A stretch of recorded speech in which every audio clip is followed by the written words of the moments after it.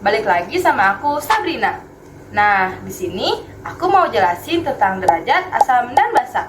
Yuk simak penjelasannya. Sifat asam basa suatu larutan dapat ditunjukkan dengan mengukur pH-nya. pH merupakan suatu parameter yang digunakan untuk menyatakan tingkat keasaman suatu larutan. Larutan asam mempunyai pH kurang dari 7. Larutan basa mempunyai pH lebih dari 7. Dan larutan netral memiliki pH sama dengan 7.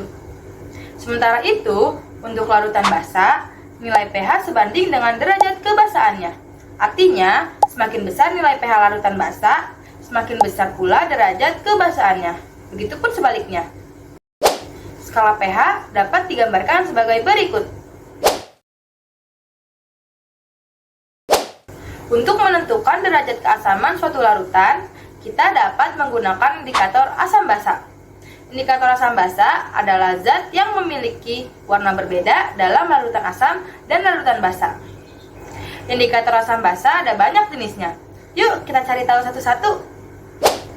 Indikator alami dapat dibuat dari ekstrak mahkota bunga yang berwarna mencolok, seperti bunga sepatu merah tua, ekstrak kunyit, daun kelungu, atau bahan alami lainnya yang warnanya di dalam larutan asam dan basa berbeda. Misalnya, ekstrak kunyit dalam larutan asam berwarna kuning dan berwarna coklat dalam larutan basa.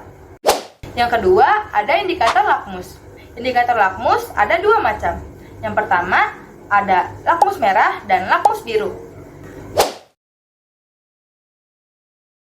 Indikator ini hanya digunakan untuk menunjukkan apakah suatu larutan bersifat asam atau basa.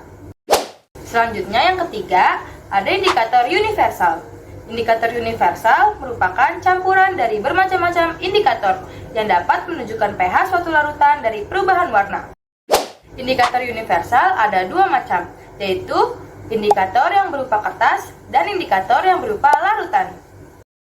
Yang terakhir, menggunakan pH meter. Pengujian sifat larutan asam basa dapat juga menggunakan pH meter. Cara penggunaan alat ini adalah dengan mencelupkan pH meter pada larutan yang akan diuji, sehingga akan muncul angka pada layar yang menunjukkan pH larutan tersebut.